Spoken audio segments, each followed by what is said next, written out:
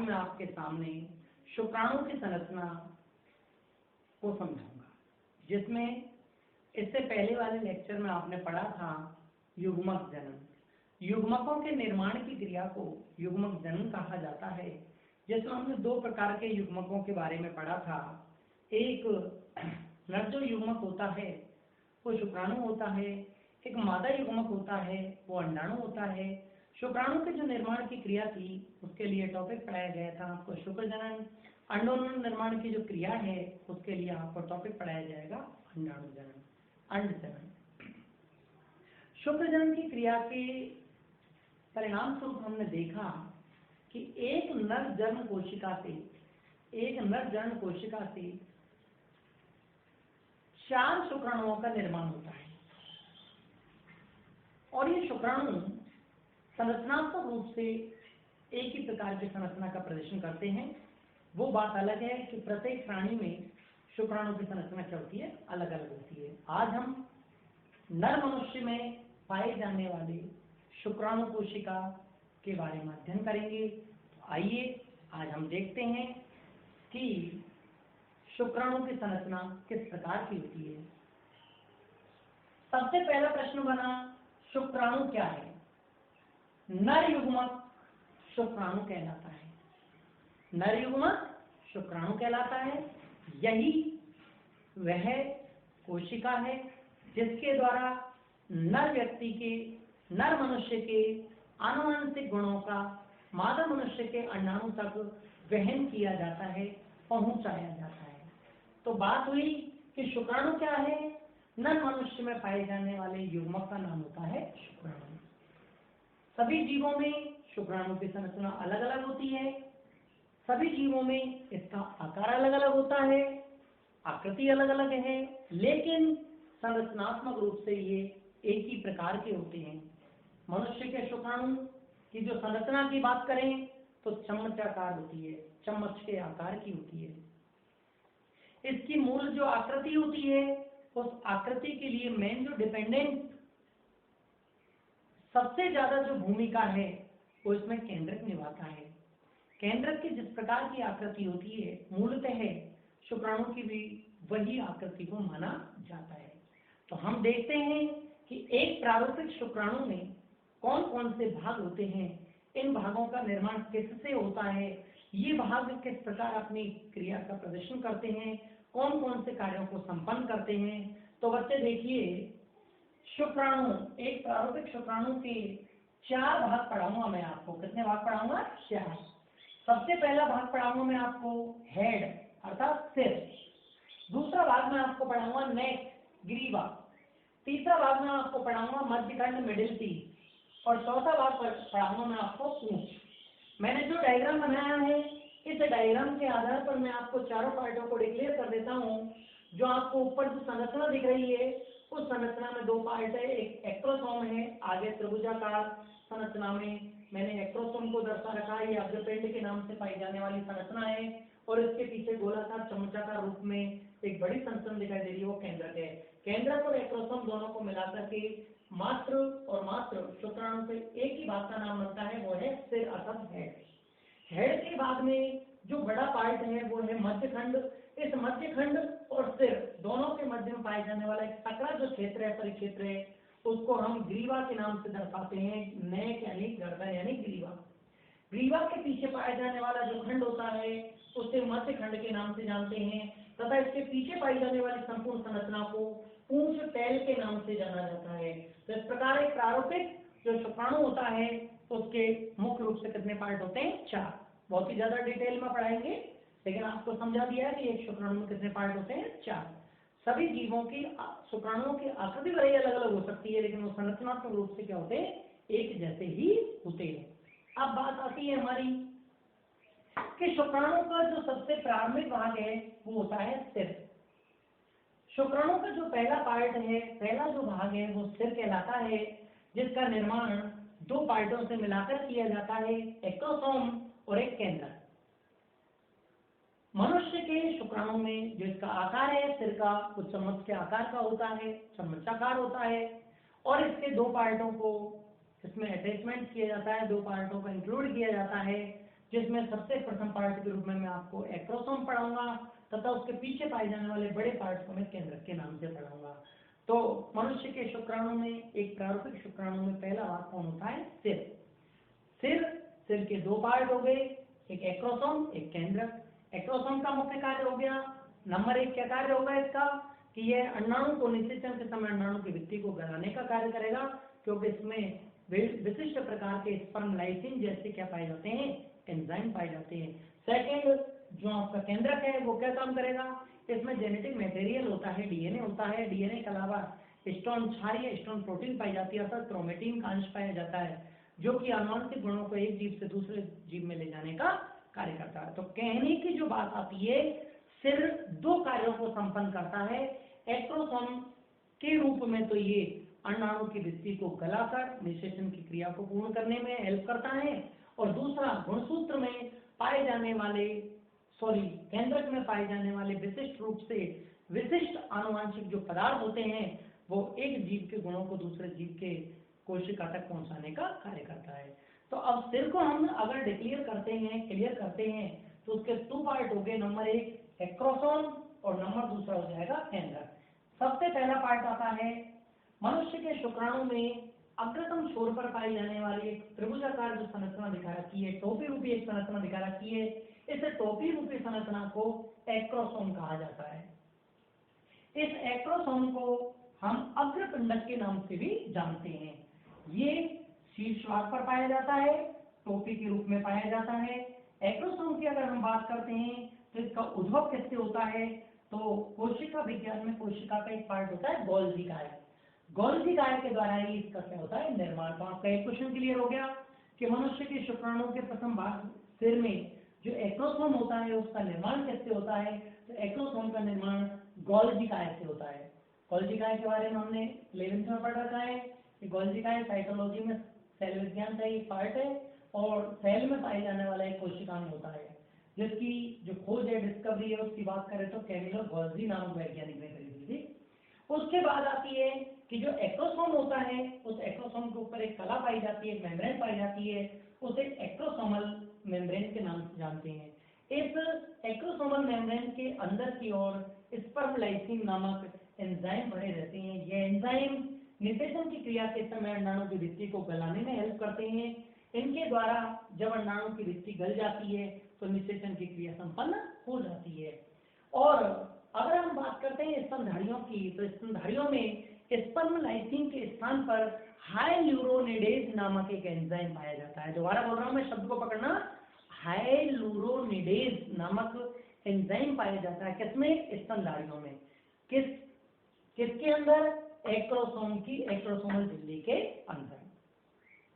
अब बात आती है कि एक्रोसोम की जो झिल्ली है वो तो क्लियर हो गई, लेकिन जो केंद्रक और एक्रोसोम है इसके मध्य में कोई जो जंतु होते हैं उनके इन दोनों पार्टों के मध्य के बीच में एक शंकु के कौन सा एक आकृति दिखाई देती है, उसे एक्रोसोम या एक्रोसोमल शंकु कहा जाता है।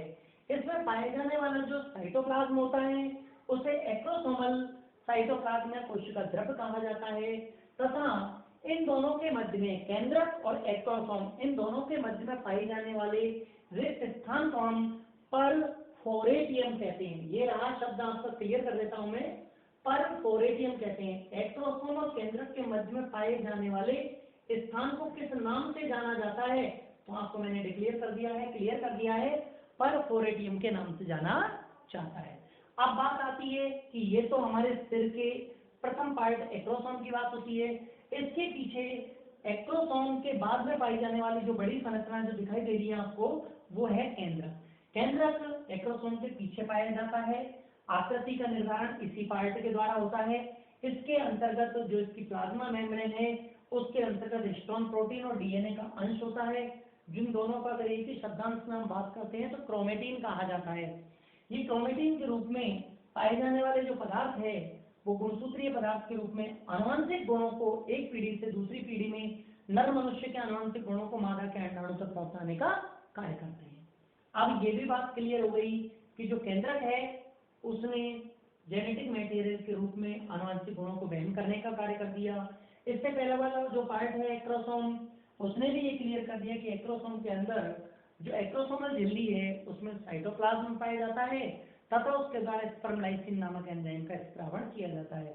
ये जो स्पर्म लाइसिन नामक एंजाइम है इसका भी वर्किंग हमने पढ़ा दिया है आपको कि ये निषेचन की क्रिया के समय जब अंडाणु और शुक्राणु का मिलन होता है तो इस टाइम पर निषेचन की क्रिया के समय अंडाणु की जो भित्ति होती है उसे गलाने का कार्य करता है।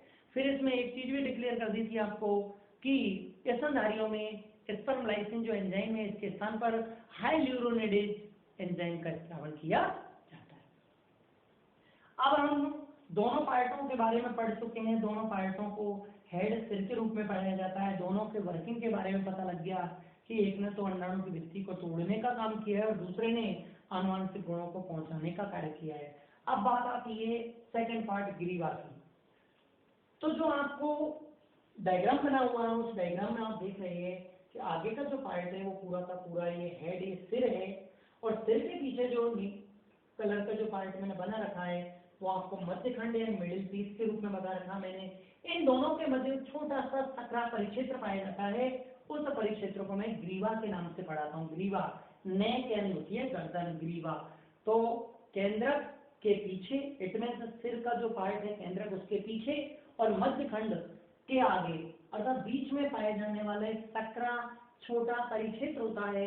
उस छोटे सकरे परिक्षेत्र को ग्रीवा के नाम से जाना जाता है, नेक यानी गर्दन के नाम से जाना जाता है। इस ग्रीवा का जो निर्माण है वो तारक काय से होता है, सेंट्रोसोम के द्वारा होता है। तारक काय दो प्रकार, दो रूप है तारक काय के भी। इसमें आप देख रहे होंगे कि इसमें दो तारक काय है।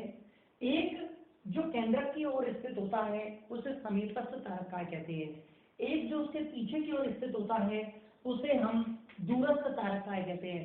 समीपस्थ जो तारक काय है वो विदलन की क्रिया के समय निषेचन की क्रिया के बाद में विदलन की क्रिया को प्रेरित करने का कार्य करता है।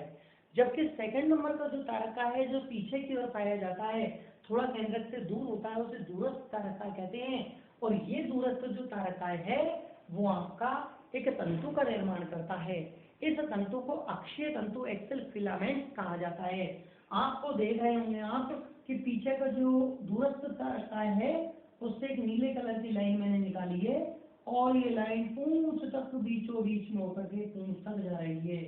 इस तंतु को ही अपन क्या कहते हैं बताओ? इसे अक्षीय तंतु एक्सिल फिलामेंट कहा जाता है।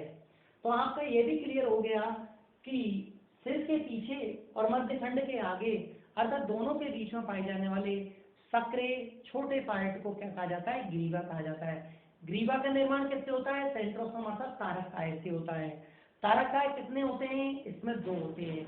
एक पास केंद्रक के पास होता है उसे समीपस्थ तारक काय कहते हैं तथा एक दूर होता है उसे दूरस्थ तारक काय कहते हैं। समीपस्थ जो तारक काय है वो भी मैंने क्लियर कर दिया आपको। निषेचन की क्रिया के पश्चात विदलन अर्थात क्लीवेज की क्रिया को प्रेरित करने का कार्य करता है। और दूरस्थ तारक काय है वो भी मैंने आपको क्लियर कर दिया है कि ये एक्सिल फिलामेंट अर्थात अक्षीय तंतु का क्या करता है? निर्माण करता है।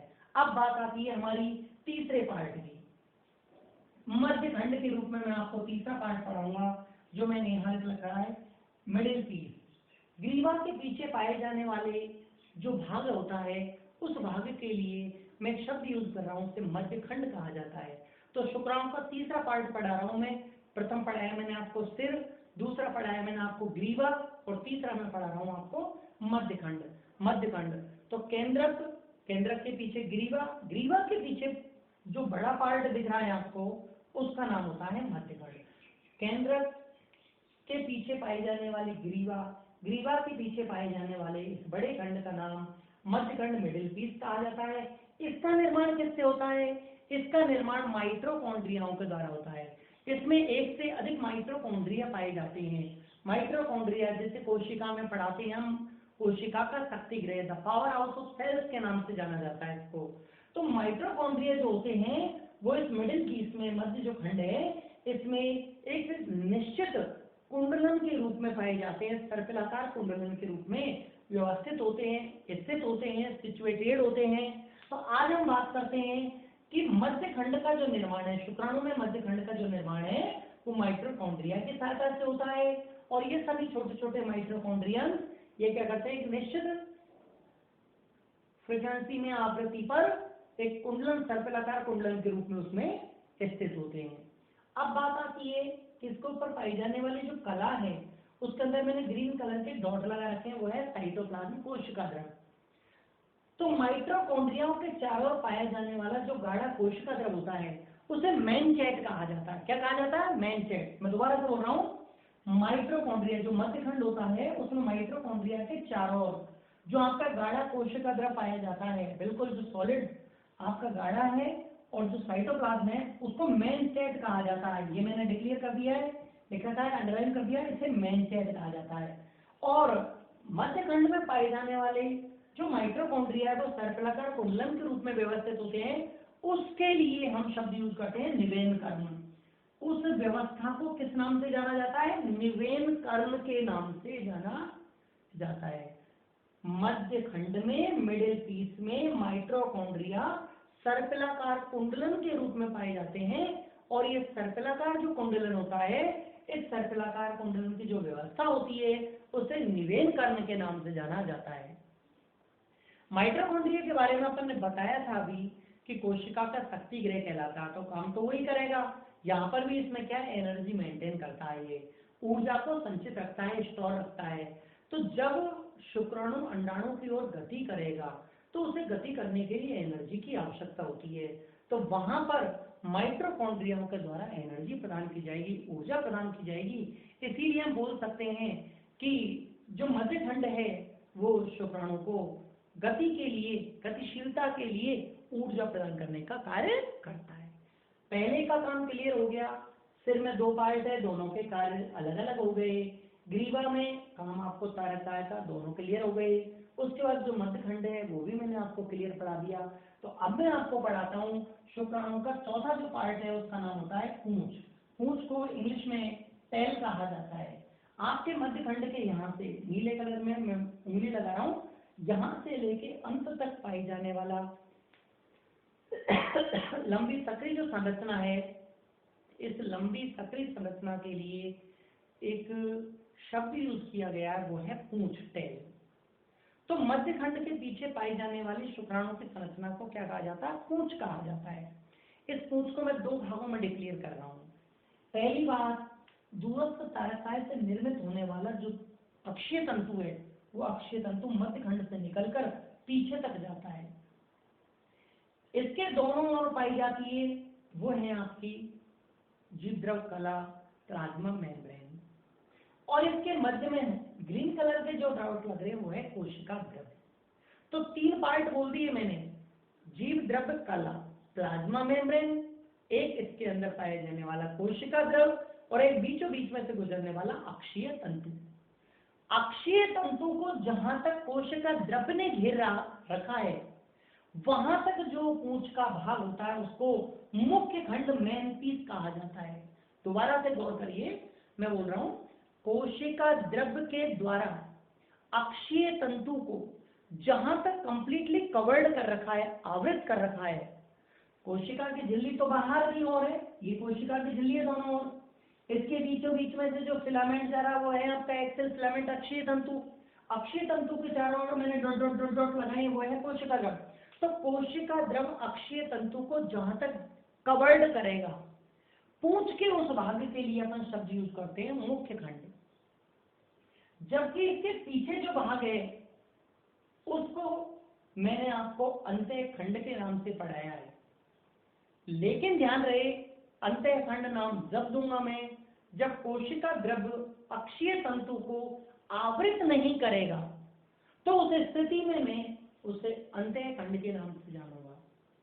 तो आपकी पूंछ को भी, शुक्राणु की जो पूंछ है उसको आपको समझाने है तो मैंने 2 पार्टों में डिवाइड कर दिया कि नंबर 1, पूंछ का जो मुख्य भाग होता है उसे मुख्य खंड, तथा पिछले वाले अंतिम खंड के लिए शब्द यूज किया मैंने अंत्य खंड, एक मेन पीस और एक एंड पीस। तो जहां पर अक्षीय तंतु को कोशिका द्रव आवृत कर रहा है वहां तक तो होता है पूंछ का मुख्य खंड, और जो अनावृत भाग होता है उसके लिए हम शब्द यूज करते हैं अंत्य खंड। तो इस प्रकार से पूंछ को भी दोनों पार्टों में डिक्लेयर कर दिया। अब पूंछ का श्रम का कार्य क्या है? पूंछ का जो मुख्य कार्य होता है वो है शुक्राणु को अंडाणु तक पहुंचाना, जिसके कारण अंडाणु तक जब वो पहुंच जाएगा तो एक दूसरे के साथ में निषेचन की क्रिया को संपन्न कर लेते हैं, निषेचन की क्रिया में ये भाग ले लेता है। तो इस प्रकार से मैंने आज आपको एक बहुत ही प्यारा टॉपिक पढ़ाया था, शुक्राणु की संरचना। दोबारा से मैं शॉर्ट में रिपीट कर देता हूँ। शुक्रजनन की क्रिया के द्वारा नर मनुष्यों में निर्मित होने वाली युग्मक का नाम होता है शुक्राणु। एक प्रारूपिक शुक्राणु में भाग बिल्कुल निश्चित होते हैं, सभी शुक्राणु में यही भाग होते हैं। हाँ, इनकी आकृति अलग अलग हो सकती है। मनुष्य में शुक्राणु का जो पहला पार्ट है वो आपका है सिर। सिर की जो आकृति का निर्धारण है वो केंद्रक से होता है, अधिकांश है केंद्रक से होता है। तो मनुष्य में जो शुक्राणु है उसका सिर का आकार मुझे चम्मच की आकृति का मिलता है, तो अपन चम्मच आकार बोल सकते हैं। सिर का जो निर्माण है वो दो पार्टों से होता है, एक एक्रोसोम से और एक केंद्रक से। एक्रोसोम के बारे में मैंने पढ़ा दिया आपको कि केंद्रक के आगे की ओर पाई जाने वाला शीर्ष टोपी रूपी जो भाग होता है उसे एक्रोसोम कहते हैं, जिसका निर्माण गोल्जी कार से होता है। इस एक्रोसोम के चारों ओर पाई जाने वाली झिल्ली को एक्रोसोमल झिल्ली कहते हैं।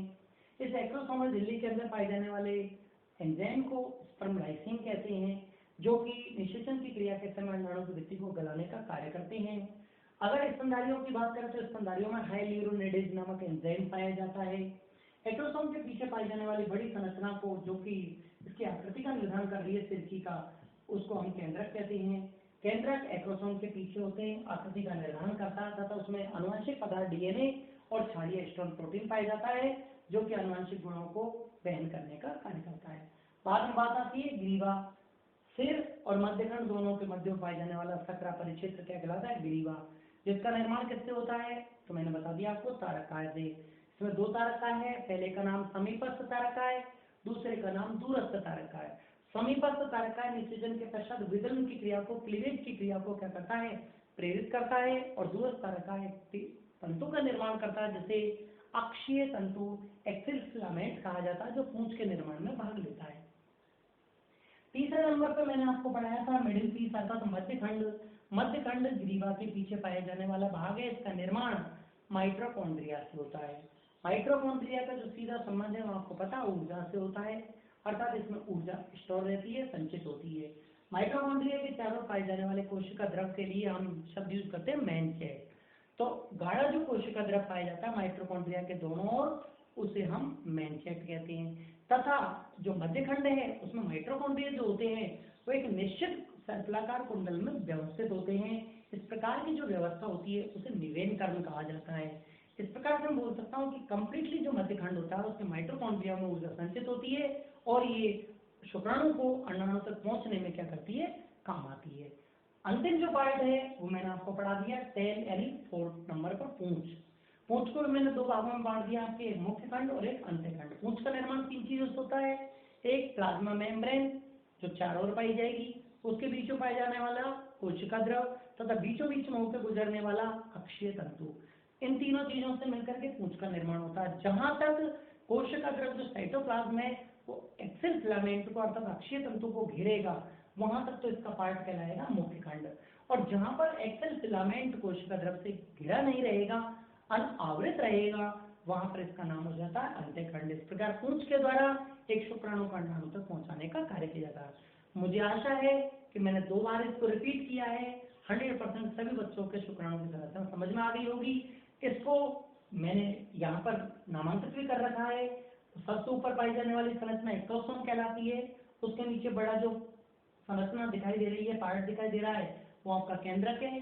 केंद्रक और एक्रोसोम के मध्य पाई जाने वाली संरचना को परफोरेटियम कहते हैं। एक्रोसोम और केंद्रक मिलकर के सिर का निर्माण करते हैं। केंद्रक के अंदर आनुवंशिक मटेरियल भरा रहता है और सूत्रीय पदार्थ भरा रहता है। चारों ओर पाई जाने वाली कला को प्लाज्मा मेम्ब्रेन या जीवद्रव कला कहते हैं। बीच में पाए जाने वाले सक्रिय परिक्षेत्र को ग्रीवा कहते हैं। ग्रीवा का जो निर्माण वो तारकाय से होता है। प्रथम तारकाय को समीपस्थ बोलते हैं, दूसरे को दूरस्थ बोलते हैं। दूरस्थ तारकाय पे आपको पता है एक्सेल फिलामेंट अक्षीय तंतु का निर्माण होता है, जो कि पूंछ के निर्माण में सहयोग करता है। बीच में पाए जाने वाले भाग का नाम मध्यखंड है, जिसका निर्माण किससे होता है? माइटोकॉन्ड्रिया से। माइटोकॉन्ड्रिया के चारों गाढ़ा कोशिका द्रव होता है, उसे क्या कहते हैं? मैनचेट। मैनचेट इसकी जो सर्पिलाकार कुंडलन की जो व्यवस्था होती है माइटोकॉन्ड्रिया, वो क्या कहलाती है? निवेन कर्ण।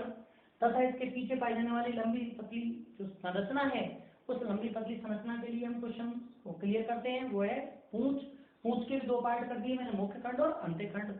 और पूंछ के इन दोनों पार्टों के द्वारा एक शुक्राणु को गतिशीलता, तरंगित अंडुलेटिंग मेम्ब्रेन, तरंगित गति प्रदान करते हुए अंडाणु तक पहुंचा दिया जाता है। इस प्रकार सभी बच्चों को मैंने आज आपको बहुत ही अच्छा टॉपिक क्लियर करवाया, वो है शुक्राणु की संरचना। यदि कोई भी क्वेश्चन, कोई भी शब्द आपके समझ में नहीं आता है, कोई भी शब्द मेरे द्वारा बोला गया वो समझ में नहीं आता है, तो आप मेरे से फोन करके पूछ सकते हो। सभी बच्चों को थैंक